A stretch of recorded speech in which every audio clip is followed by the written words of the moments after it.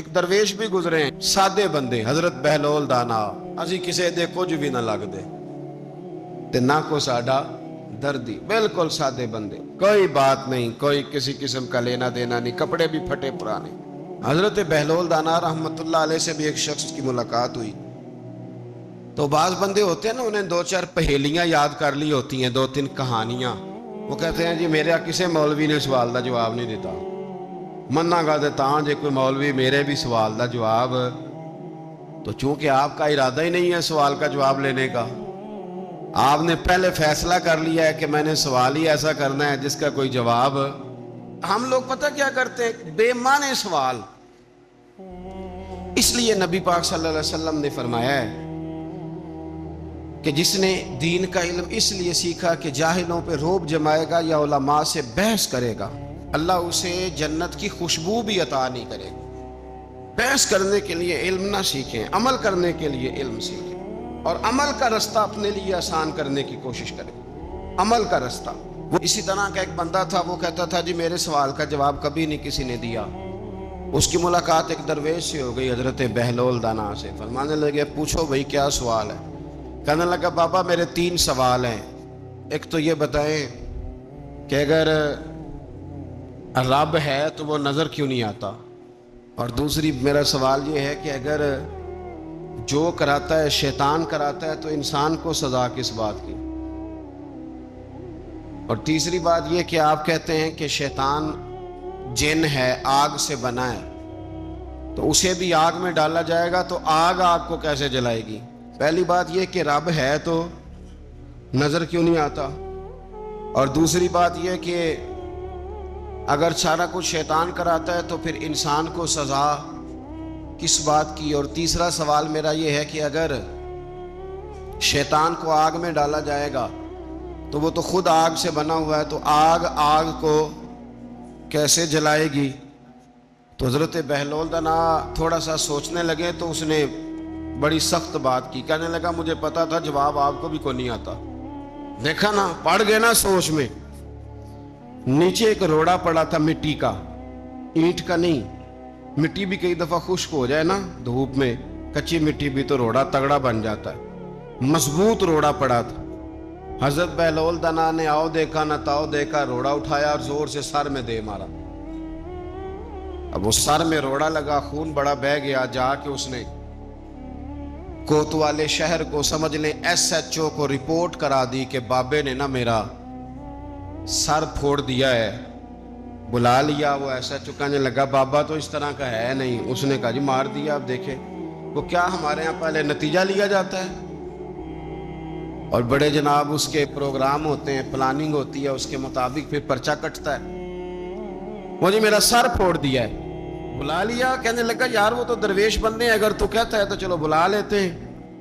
آپ آ گئے, تشریف لائے. تو اس نے کہا بابا آپ نے پتھر مار کے اس بندے کے سر کو پھوڑ دیا ہے. تو حضرت بہلول دانا کہنے لگے نہیں میں نے تو نہیں پھوڑا, میں نے تو اس کے 3 سوالوں کا ایک جواب دیا ہے. 3 سوالوں کا ایک جواب. اس نے کہا کیا؟ فرمانے لگے اس سے پوچھ لو. اس نے کہا جی کیا سوال تھے آپ نے؟ اس نے کہا جی پہلا میرا سوال یہ تھا کہ رب ہے تو نظر کیوں نہیں آتا. تو آپ فرمانے لگے میں نے تجھے روڑا مارا, درد ہو رہی ہے؟ کہنے لگا ہاں. کہنے لگے دکھا درد. درد ہوندی ہے نا ویسے, میرے میدے میں درد ہے جی. کتنے ہے جی میدا؟ میدا نظر درد ہوتی ہے کہ نہیں؟ کہتے ہیں میرے جگر میں تکلیف ہے. جگر نظر آ رہا ہے؟ کہتے میرا دل سوڑا پہنتا ہے. کتنے جے دل لے آؤ انہوں ٹھنڈی بال وائیے. دل ہے پر نظر.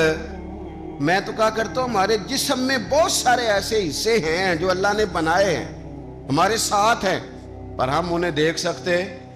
ہماری پشت ہے نا ہمارے ساتھ, ہماری اپنی ہے نا جی.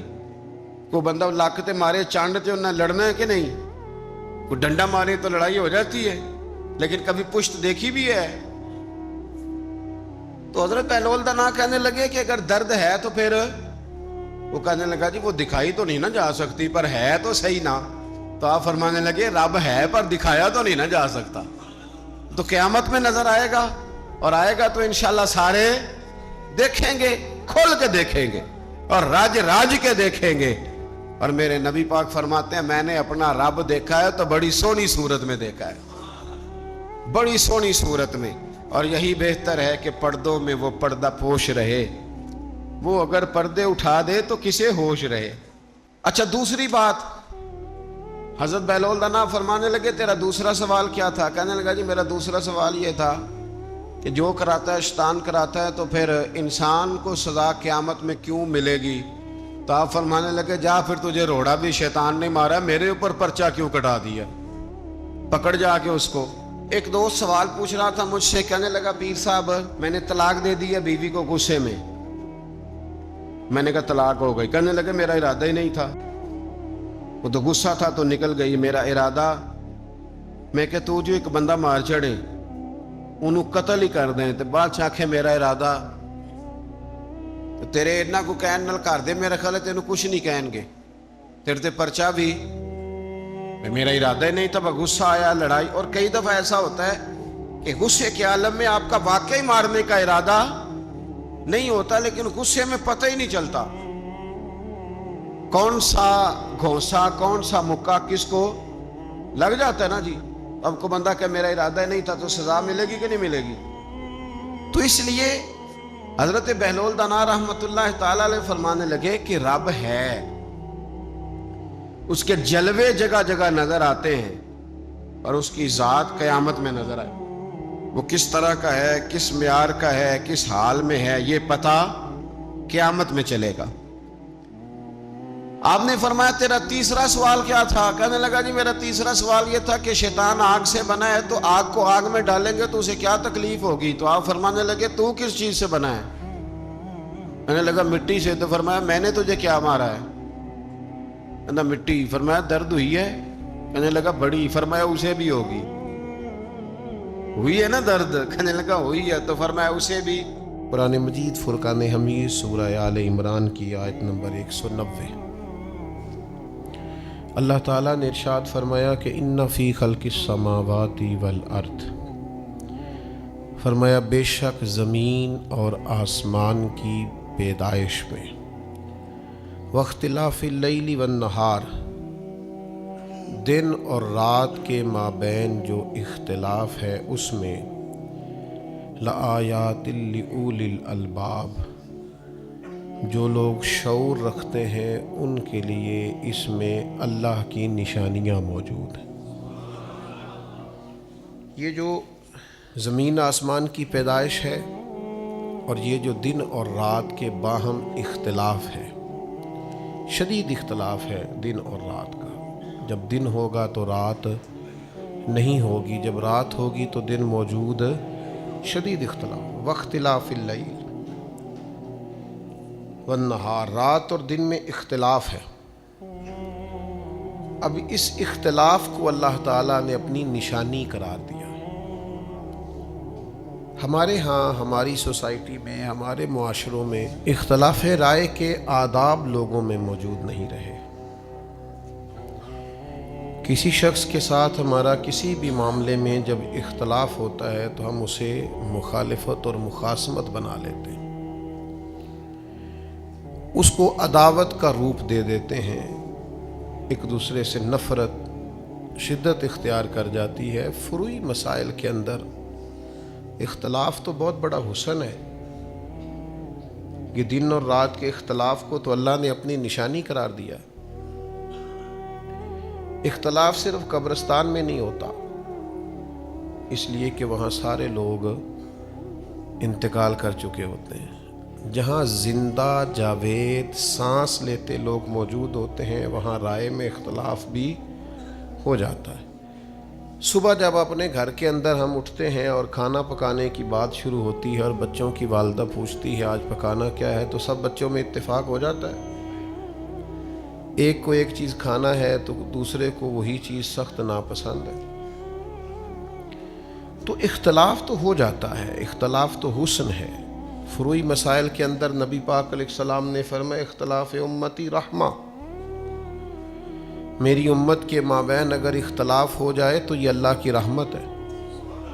عقائد میں اختلاف نہیں ہونا چاہیے، لیکن فروع میں اگر کہیں کوئی اختلاف ہو جاتا ہے تو وہ تو باعث کرم ہے۔ امام اوزاعی رحمۃ اللہ تعالیٰ علیہ سے لوگوں نے کہا کہ صحابہ کے مابین اختلاف ہو گیا، پھر تابعین کے مابین اختلاف ہو گیا، پھر امام شافعی کا امام اعظم سے، امام مالک کا امام احمد بن حنبل سے، تو آپ اس اختلاف کو کس نظر سے دیکھتے ہیں؟ تو امام اوزاعی فرمانے لگے آپ اسے اختلاف کہہ رہے ہیں، میں اسے وسعت کہہ رہا ہوں کہ یہ وسعت ہے، ہمارے لیے گنجائش پیدا ہو جائے گی، کچھ ہمیں اور آپشن بھی مل جائیں گے کہ یہ نہیں کر سکتے تو چلو یہ بھی ایک چیز موجود ہے۔ تو اختلاف رائے تو حسن ہے، اختلاف رائے تو ہو جانا چاہیے، کوئی حرج نہیں ہے۔ ہاں حوصلے ذرا بڑے ہونے چاہیے، انسان کو مطلق العنان نہیں ہونا چاہیے۔ یہ اگر اس کا رویہ ہے کہ کوئی مجھ سے اختلاف نہ کرے تو وہ بیچارہ کسی نفسیاتی پریشانی کا شکار ہے۔ اختلاف رائے تو خوبصورتی ہے، جب کوئی آپ سے اختلاف کرتا ہے تو یہ تو حسن ہے، عقل سے، دلیل سے، شعور سے کوئی اختلاف کرے تو کوئی بری بات نہیں ہے۔ یہ اچھے اور صحت مند معاشروں کی علامت کہ ان میں رائے کا اختلاف ہو جاتا ہے، اور یہ مابین صحابہ کے بھی ہو جاتا تھا، اور نبی پاک صلی اللہ تعالیٰ علیہ وآلہ وسلم نے کبھی بھی کسی بھی مقام پر اس کی کوئی مذمت نہیں فرمائی۔ کسی چیز کو سمجھنے میں، کسی کو سیکھنے میں، کسی پر غور کرنے میں، اس کا مفہوم عکس کرنے میں لوگوں میں رائے کا اختلاف ممکن ہوتا ہے، اور یہ کوئی ایسی دشواری والی بات نہیں۔ جیسے میں نے آیت پیش کی، ویسے ایک حدیث پاک بخاری مسلم سے عرض کرتا ہوں۔ صحابہ کرام علیہم رضوان کی ایک جماعت کو نبی کریم علیہ السلام نے حکم ارشاد فرمایا کہ تم نے عصر کی نماز بنو نزیر میں جا کے پڑھنی ہے۔ ایک قبیلہ تھا بنو نزیر، مدینہ طیبہ کا ایک محلہ تھا۔ عصر کی نماز تمہیں وہاں جا کے ادا کرنی، تو صحابہ اس طرف چل پڑے۔ اب رستے میں عصر کا ٹائم ہو گیا اور مغرب کے قریب وقت ہونے لگا، ٹائم میں دقت ہو گئی، تو کچھ صحابہ کہنے لگے کہ نماز پڑھ لیں، لیٹ ہو رہی ہے۔ تو ایک جماعت کہنے لگی بھئی ہمیں تو حضور نے فرمایا تھا وہاں پڑھنی ہے، لیٹ ہو یا جلدی ہو وہیں پڑھنی ہے جہاں محبوب نے حکم ارشاد فرمایا۔ اب ایک جماعت ان میں سے کہنے لگی کہ بھئی حضور علیہ السلام کے فرمانے کا مطلب یہ تھا کہ جلدی سے جانا، تم نے عصر وہاں پڑھنی ہے، لیٹ نہ ہونا۔ وہ کہنے لگے آپ کی بات ٹھیک ہوگی، پر ہمیں یہ سمجھ آئی ہے کہ لیٹ ہو یا جلدی ہو پڑھنی وہی ہے جہاں محبوب نے فرما دی۔ سانو تے قید سجن دا کہنا ہے نا، وہ جنج رکھے ایسا اونج رہنا ہے، تو محبوب نے جہاں کہا وہاں جا کے پڑھنی۔ اب وہ اختلاف اس طرح کا ہوا کہ آدھے لوگوں نے نماز رستے میں پڑھ لی اور آدھے لوگوں نے بنو نزیر میں جا کے نماز پڑھی۔ دونوں نے آ کے حضور علیہ السلام کی بارگاہ میں عرض کیا کہ یا رسول اللہ اس طرح کا معاملہ ہوا ہے، تو محبوب نے کسی کو بھی برا نہیں کہا، فرمایا دونوں نے ٹھیک کیا ہے، اس لیے کہ ایک نے بات کا یہ مفہوم سمجھا تو اس نے اس پر عمل کر لیا، اور دوسرے نے بات کا یہ مفہوم سمجھا تو اس نے اس پر عمل کر لی۔ لیکن ہمارے ہاں تو کوئی گنجائش ہی نہیں بچی، کوئی گنجائش نہیں بچی۔ آپ نے جس کی رائے کے خلاف، اچھا مشاورت کے لیے لوگ بیٹھے ہیں، 4 5 6 لوگ بیٹھے ہیں، تو اس میں کسی نے کسی کی رائے پر رائے دے دی تو کہتے ہیں تو نے میرا ہی مشورہ رد کرنا ہوتا ہے۔ وہ بھئی دلیل سے بات ہو رہی ہے، آپ بھی اپنی دلیل پیش کریں، وہ بھی اپنی دلیل پیش کرتا ہے، اگر آپ کی دلیل مضبوط ہوئی تو آپ کی مان لی جائے گی۔ تو اختلاف رائے اس کو کبھی مخالفت نہیں بنانا چاہیے، اس پر کبھی بھی کسی قسم کا بھی رویہ تلخ نہیں کرنا چاہیے۔ ہو جاتا ہے خندق، غزوہ خندق کا موقع آیا تو نبی کریم علیہ السلام نے صحابہ سے مشورہ فرمایا، تو بہت سارے لوگوں کی رائے یہ تھی کہ ہمیں میدان میں نکلنا چاہیے اور بڑا ڈٹ کے مقابلہ کرنا چاہیے۔ بدر میں ہم تعداد میں بظاہر کم تھے، لیکن ہم نے بڑی مضبوط تاریخ رقم کی تھی، تو اب تو ہم ڈھیروں ہیں۔ کبار صحابہ، حضرت مولا علی جیسے لوگ، سیدنا صدیق اکبر جیسے لوگ، کبار صحابہ کی رائے کچھ اور تھی، لیکن ایک فقیر صفت صحابی حضرت سلمان فارسی رضی اللہ تعالیٰ عنہ، حضرت سلمان فارسی نے عرض کی حضور ہمارے فارس میں یہ طریقہ ہے کہ جب اس طرح کی جنگ ہو تو خندق کھودی جاتی ہے، اس میں آگ جلائی جاتی ہے، تو نبی پاک نے آج باقی سب کی رائے رہنے دی، حضرت سلمان فارسی کی بات کو قبول فرمایا، فرمایا اسی پر فیصلہ ہوگا جو سلمان فارسی کہہ رہے ہیں۔ تو کبھی کبھی آپ چھوڑ دیں اپنی رائے، آپ چھوڑ دیں اپنی بات، آپ کسی اور کی بات کو بھی قبول کر کے دیکھیں، آپ نتیجہ دیکھیں۔ ہمارے ہاں یہ حوصلہ نہیں ہمارے اندر پیدا ہوتا، مزاج اس طرح کے ہو جاتے ہیں اکثر جگہوں پر کہ ہم قبول ہی نہیں کرتے کہ کوئی ہم سے ایک تھوڑا سا بھی اختلاف کرے۔ حالانکہ شاگردوں نے اساتذہ سے اختلاف کیا، امام اعظم کے شاگرد ہے امام محمد رحمۃ اللہ علیہ، بہت سارے مسائل میں امام اعظم سے رائے کا اختلاف رکھتے ہیں، اور امام صاحب سے لوگوں نے کہا حضور وہ آپ کا شاگرد کچھ اور کہتا ہے، آپ کچھ اور کہتے ہیں۔ فرمایا پڑھا لکھا آدمی ہے، دلیل سے بات کرتا ہے، کوئی حرج نہیں ہے۔ اتنا حوصلہ، اتنا ظرف بندے میں ہونا چاہیے۔ دل دریا سمندروں ڈونگے کون دلاں دیا جانے، تھوڑا سا گنجائش پیدا کرے سینے میں۔ یہ ہمت ہونی چاہیے کہ کوئی رائے کا اختلاف کرے تو اسے قبول کیا جائے، اپنے دل میں سینے میں گنجائش دی جائے۔ اس کے لیے آپ کے پاس وسعت نظری، وسعت قلبی، وسیع و ظرفی موجود ہو۔ سارے سلسلے طریقت کے تربیت کرنے والے ہیں، لیکن نقشبندی بزرگ کہتے ہیں چپ کر کے، اونچا سانس نہیں لینا، بخاموشی سے ذکر کرو، مراقبہ کرو، چھٹی۔ چشتی مشائخ فرماتے ہیں ذرا ذکر اونچا کرو، شیطان کو بھی پتہ چلے یہاں اللہ کی یاد ہو رہی ہے، ذرا بھاگے تو۔ بات ان کی بھی ٹھیک ہے اور بات ان کی بھی ٹھیک ہے، سارے رنگ ہی خوشبو والے ہیں، سارے انداز ہی ٹھیک ہیں، لیکن اگر کوئی بضد ہو کے بیٹھ جائے جو میں کہہ رہا ہوں وہی ٹھیک ہے، تو بھئی یہ طریقہ، یہ رویہ بہرحال درست نہیں ہے۔ اور پھر ایک اور بات بھی، آپ کا ظرف اس قدر ہونا چاہیے کہ جس آدمی کا رویہ ٹھیک نہیں، کردار ٹھیک نہیں، انداز ٹھیک نہیں، اس کا رویہ، کردار، عمل آپ سے مخالفت رکھتا ہے، رائے اور رکھتا ہے وہ، لیکن جب آپ کا اس شخص کے ساتھ بھی آمنا سامنا ہونا تو آپ اس کے رویے کے مطابق نہیں چلیں گے، آپ تو اپنی وضاقتہ کے مطابق چلیں گے۔ یہ آپ کے اندر دلیل کے ساتھ یہ قوت ہونی چاہیے۔ ترمذی میں، مشکات میں حدیث موجود ہے، سیدہ عائشہ صدیقہ رضی اللہ تعالیٰ عنہ فرماتی ہیں میں نے خود حضور سے سنا ایک شخص کے بارے میں، سرکار نے فرمایا یہ اپنے قبیلے میں ٹھیک آدمی نہیں، لیکن وہی شخص جب حضور سے ملنے آیا تو رسول کریم نے اٹھ کے استقبال فرمایا اور سرکار نے اس کی تواضع بھی فرمائی، اور نبی پاک علیہ الصلوۃ والسلام نے اس کے ساتھ بڑا حسین رویہ رکھا۔ فرماتی ہیں جب چلے گئے وہ صاحب تو میں عرض گزار ہوئی یا رسول اللہ صلی اللہ علیہ وسلم، آپ نے تو اس کے بارے میں یہ فرمایا تھا۔ تو اللہ کے محبوب نے فرمایا عائشہ بدترین شخص وہ ہوتا ہے جس کی بدخلقی کی وجہ سے لوگ اس سے ملنا چھوڑ دیں، چھوڑو یار اس کو تو تمیز ہی نہیں ہے بات کرنے کی، ملاقات کرنے کی، یہ تو بندہ ٹھیک ہی نہیں۔ گویا حضور نے کیا بتلایا؟ فرمایا اس کا جو رویہ اس کے ساتھ ہے، پر ہمارا اخلاق تو ہمارے ساتھ ہے نا۔ ہم بالکل ایک مخالف رویہ رکھنے والے شخص کے ساتھ بھی وہ سلوک نہیں کریں گے جو اس کا طریقہ ہے۔ ہم تو اپنے طریقے کے مطابق چلیں گے، سب کے ساتھ بات کریں گے، سب کے ساتھ مثبت طریقے کے ساتھ اس نے سلوک کریں گے۔ تو اختلاف رائے کی گنجائش ہونی چاہیے۔ ہم جس سے پیار کرتے ہیں اتنا مبالغے کے ساتھ کر لیتے ہیں کہ اس سے اختلاف ہی نہیں ہو سکتا، اور جس کی مخالفت کرتے ہیں اتنی کر بیٹھتے ہیں کہ دوبارہ کبھی صلح ہوتی ہے تو لوگ نکال کے چیزیں دکھاتے ہیں، تو یہ کہتا تھا اس کے بارے میں، تو یہ کہتا، تو بھئی آپ پہلے ہی سوچ کے کہتے۔ یہ بھی حدیث موجود ہے، حضور نے فرمایا کسی کی دشمنی اس حد تک نہ کرو کہ کل کو دوستی کرنی پڑے تو تمہیں پچھتاوا ہو، اور کسی سے دوستی میں اتنا مبالغہ نہ کرو کہ کل کو کہیں اختلاف ہو تو تمہارے لیے مشکل ہو۔ اعتدال پسندی خیر الامور اوسطها، درمیانہ راستہ حسن ہوتا ہے۔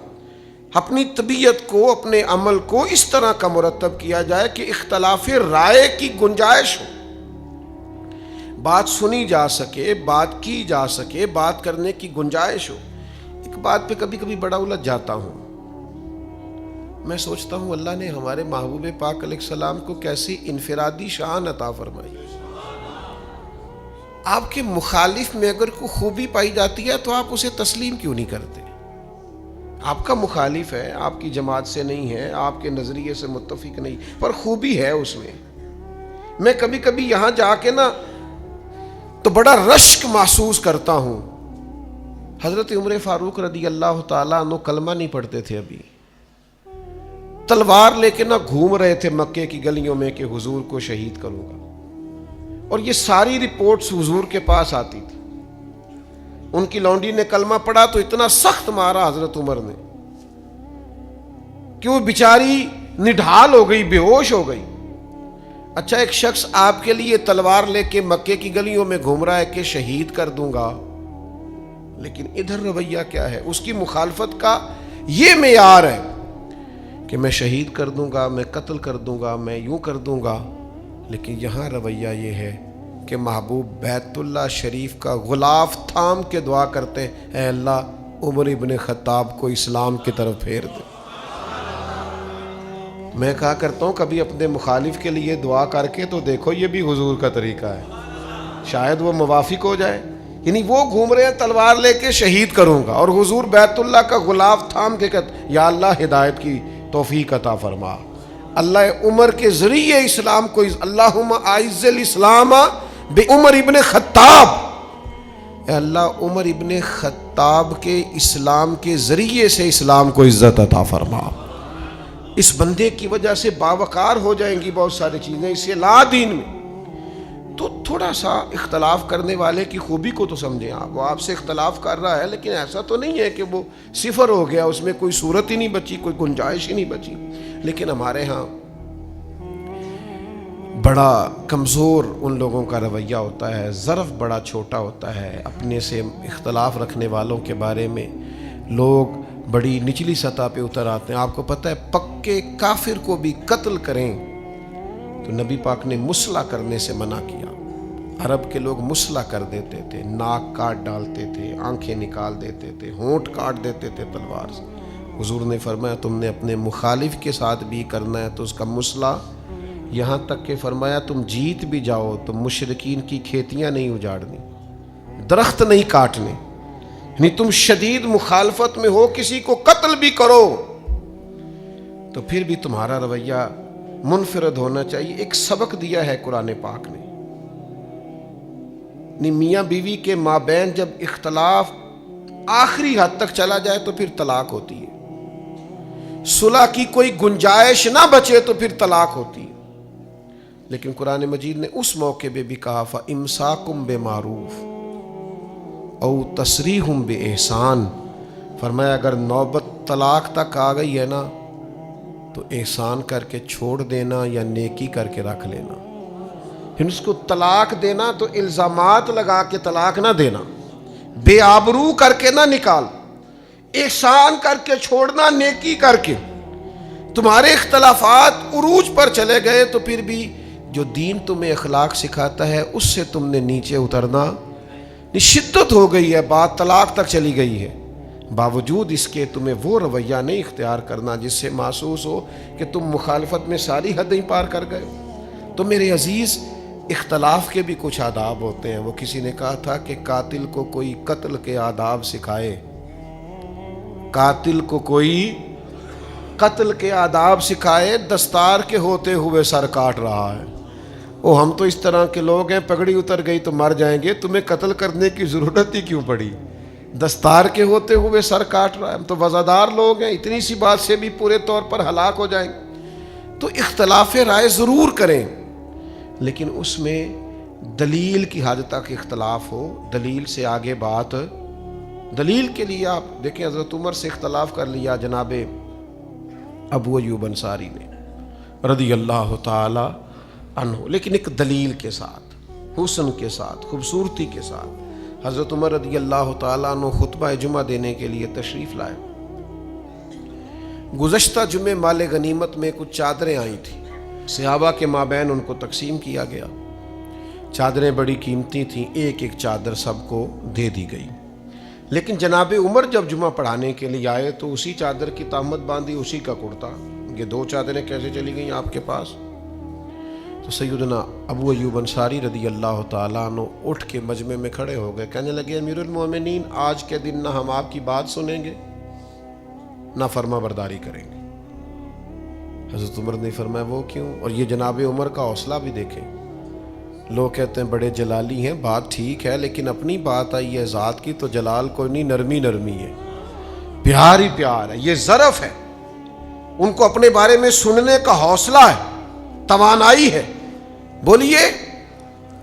तो उन्होंने कहा जनाब जब सबको एक एक चादर मिली तो आपको कैसे दो मिल गई? तो हज़रत उमर फरमाने लगे मेरा बेटा जवाब देगा। ये नहीं फरमाया तेरी जुर्रत कैसी हुई पूछने की, तू कौन होता है, ये नहीं फरमाया, बेटा जवाब देगा। तो जनाब अब्दुल्ला इब्ने उमर साथ बैठे थे, वो कहने लगे एक चादर मुझे भी तो मिली थी ना।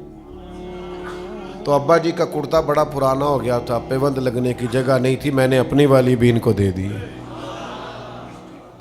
अब वो जिन्होंने इख्तलाफ किया था उस इख्तलाफ की जो दलील उन्होंने दी थी उसका जवाब उन्हें मिल गया। इख्तलाफ ये था कि दूसरी चादर कहाँ से आई, जवाब उन्हें। तब उन्होंने ये हमारे यहाँ ये भी हौसला नहीं कि लोगों को जवाब मिल जाए तो लोग कबूल कर लें। उन्होंने ये नहीं कहा चले ठीक है फिर वो फलानी बात भी आप बताएं ना, इस बात से इख्तलाफ हुआ था ना, इसकी दलील मिल गई। अबू अय्यूब अंसारी फिर उठे और कहने लगे, अर्ज करने लगे अमीरुल मोमिनीन खुतबा दीजिए, अब हम आपकी बात भी मानेंगे और फर्मा बरदारी भी करेंगे। चूंकि हमारा इख्तलाफ दलील की हद तक है, दलील मिल गई बात खत्म हो गई। लेकिन यहाँ लोगों को एक सवाल का जवाब मिल गया है, दलील मिल गई है, लेकिन उनका मकसूद तो मुखालफत करना है, मुखासिमत करना है, गिरोहबंदी करना है, तोड़ना है, मजीद हालात को पेचीदा करना। मेरे अजीज भाइयों, अपनी जिंदगी के अंदर वुसअत क़ल्बी पैदा करें। आपके अंदर ये ज़रफ़ हो कि आप इख्तलाफ राय को कबूल करें, उस बात को आप सुने, उसको आप समझें, गौर करें। हमारे अस्सा फरमाया करते थे अपने दुश्मनों की बातें ज़्यादा गौर से सुननी चाहिए, इसलिए कि वो तुम्हारी गलतियां ढूंढ ढूंढ के लाते हैं, तुम्हें ठीक होने का मौका देते हैं। करीब रहने वाले तो कई दफ़ा खुशामदे कर कर के ख़राबी कर देते हैं, सब ठीक है माशाल्लाह, हर आपकी क्या बात, इसमें तो कई दफ़ा नक्स वाक़या होता है। लेकिन आपका जो मुखालिफ है, जो हरीफ है, जो बज़ाहिर आपसे इत्तेफाक नहीं करता, उसकी बात ज़्यादा तवज्जो से सुने, इन्हेमाक से सुने। सहाबा के माबैन इख्तलाफ हुआ, ताबीन के माबैन इख्तलाफ हुआ, फिर आइमा अरबा के माबैन इख्तलाफ हुआ, लेकिन हया कायम रही, अदब कायम रहा, एक दूसरे का इकराम कायम रहा, एक दूसरे के बारे में लोगों के दिलों में गुंजाइश मौजूद रही, कहीं मुखालफत नहीं हुई। हर आदमी का अपना अपना तरीका है, अपने हिसाब से लोग चीज़ को समझते हैं, अपने हिसाब से लोग चीज़ को लेते हैं, उसे कबूल करना चाहिए। लेकिन हम क्या करते हैं, हम कहते हैं जनाब वो फ़लाँ आदमी फ़लाँ बात में मुझसे मुखालिफत रखता है। मैं अक्सर चीज़ों को देखता हूँ, आप किसी की मुखालफत में कोई बात कर दें नामिनेट करके तो उस बात को ज़्यादा उरूज मिलता है, ज़्यादा सुनी जाती है। लेकिन अगर आप किसी चीज़ को मुस्बत रवैये के साथ लें तो बज़ाहिर उसके वो नताइज नहीं निकलते। तो मैं कहा करता हूँ कि भाई नतीजा देखना है या आपने अल्लाह रसूल का हुक्म देखना है? आप ये देख रहे हैं कि वो रिज़ल्ट क्या निकला और उसकी धूम हो गई फ़लाँ बात की, तो ये अंदाज़े फ़िक्र इखलाकियात इसकी इजाज़त नहीं देते। चंद बातें रह गई, बात को समेटने लगा हूँ। इमाम शाफ़ई रहमतुल्लाह अलैह का मज़हब ये है कि वो नमाज में रफ़ुल यदैन करते हैं, आमीन भी बुलंद आवाज़ से कहते हैं। लेकिन इमाम आज़म अबू हनीफ़ा रहमतुल्लाह अलैह जिनकी हम तकलीद करते हैं वो आहिस्ता आमीन के कायल हैं, रफ़ुल यदैन के भी कायल नहीं। लेकिन लुत्फ़ की बात यह है कि इमाम शाफ़ी से किसी ने पूछा कि इमाम आज़म के बारे में आपकी क्या राय है, तो फरमाने लगे जिस तरह सारे लोग किसी एक बुज़ुर्ग की औलाद होते हैं ना, इसी तरह फ़िक़्ह पढ़ने वाले सब के पेशवा का नाम इमाम आज़म अबू हनीफ़ा है। तो जनाब आप तो यहाँ उनसे इख्तलाफ रखते हैं। फरमाया उसकी मैं दलील रखता हूँ, लेकिन इमाम आज़म की तौक़ीर, उनका इकराम, उनकी शान, उनका मर्तबा, उनका तकवा, उम्मत में उनका दर्जा, इसका इनकार मुमकिन है? यानी इतने इख्तलाफ के बावजूद भी ये वज़ादारी, ये रवैया, ये हुस्न, ये खूबसूरती, तो अजीज़ इख्तलाफ राय हो जाता है। खुदारा उसको मुखालफत ना बनाए। छोटी सी बात होती है गली मोहल्ले की, हमने वहीं रहना है इकट्ठे, لیکن ہم اس بات کو مخالفت بنا لیتے ہیں. ذرا سی بات پہ ہمارا مزاج بن جاتا ہے. ذرا سی بات پہ ہماری وہ جی 2 آدمی وہاں کھڑے تھے میرے بارے میں بات کر رہے تھے. نہیں میرے بھائی، ان کو اور بھی کوئی کام ہو سکتا، آپ کی تھوڑی بات کر رہے تھے. آپ نے بلا وجہ گمان بنا لیا ہے کہ سارے لوگ میرے حق میں ہیں گے، سارے میرے مخالف ہیں. ایسا کچھ بھی نہیں. آپ اپنی توجہات کا مرکز اللہ رسول کی ذات کو بنائیں. آپ اپنے قلبی معاملات کو درست کریں. صبح قیامت اللہ کے حضور جانا ہے، زندگی تیزی سے گزر رہی، آخرت کے بارے میں اپنی فکر میں مضبوطی پیدا کریں. یہ جو رویہ ہے کہ فلاں میرا مخالف ہے اور سارا دن لوگوں کو اپنے حق میں کرنے کی کوشش کرنا، اس کی ضرورت ہی نہیں ہے.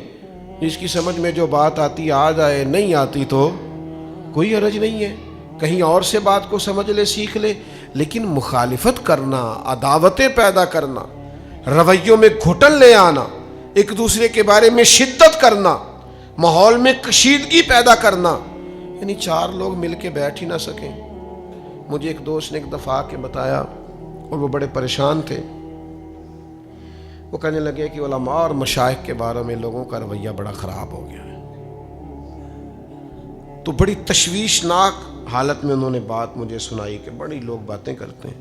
تو میں ان کی بات سن کے مسکرایا تو اور حیران ہوئے. کہنے لگے آپ مسکرا رہے ہیں؟ میں نے کہا علماء کے بارے میں لوگوں کا رویہ بڑا خراب ہے تو وابڈا والوں کو سارا دن دعائیں دیتے ہیں لوگ، پولیس والوں کو بولیے، سیاستدانوں کے لیے نفل پڑھتے ہیں سارا دن. ہمارا رویہ سب کا ہی ایک دوسرے کے بارے میں خراب ہے. آپ فکر نہ کریں. حالانکہ ہم آپس میں ہیں، کوئی کسی کا بھائی کسی محکمے میں ہے، کوئی کسی کا دوست کسی محکمے میں ہے، لیکن وہ بول بول کے نہ فلانا ٹھیک نہیں ہوتا، فلاں شہر کے لوگ ٹھیک نہیں ہوتے، فلاں. چھوڑے میرے بھائی، آپ یہ کیا آپ کس چکر میں پڑے ہوئے ہیں؟ رب نے جو کائنات بنائی ہے بڑی حسین بنائی ہے. بنانے والا کہتا ہے لقد خلقنا الانسان فی احسن تقویم. بنانے والا کہتا ہے الذی خلقک فسواک فعدلک فی ای صورۃ ما شاء رکبک. وہ کہتا ہے یہ جو انسان ہے نا، اس کا جو چہرہ ہے یہ اس کی پسند نہیں، اس کے رب کی پسند ہے. یہ میں نے اپنی مرضی کے چہرے بنائے، یہ میری پسند ہے. اس نے اتنی حسین مخلوق بنائی ہے اور آپ ہیں کہ کبھی وہ ٹھیک نہیں ہے اور کبھی وہ غلط ہے اور کبھی یہ درست نہیں ہے. تو اس سے نقص پیدا ہوتا ہے، اس سے دل سخت ہوتے ہیں، اس سے طبیعتوں کے اندر بہت ساری قباحتیں پیدا ہوتی ہیں. اور مخالفت کرنے والے کی بات پر کبھی آپ مسکرا پڑے نا. یعنی مشکاۃ شریف میں موجود ہے، نبی پاک علیہ السلام کا اسم مبارک ہے محمد صلی اللہ تعالی علیہ وسلم، اور محمد کا معنی ہے الذی یحمد حمدا بعد حمد، جس کی بار بار تعریف کی جائے.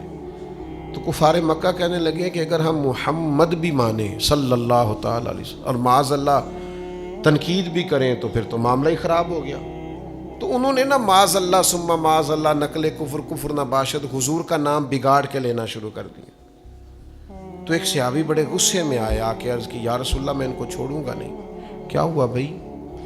یا رسول اللہ صلی اللہ تعالی علیہ وسلم وہ آپ کا نام بگاڑ کے لیتے ہیں. تو حضور مسکرائے، فرمایا وہ کسی مذمم کو برا بھلا کہتے ہیں، وہ کسی مذمم کو گالیاں دیتے ہیں، وہ میں نہیں ہوں، میں تو محمد ہوں.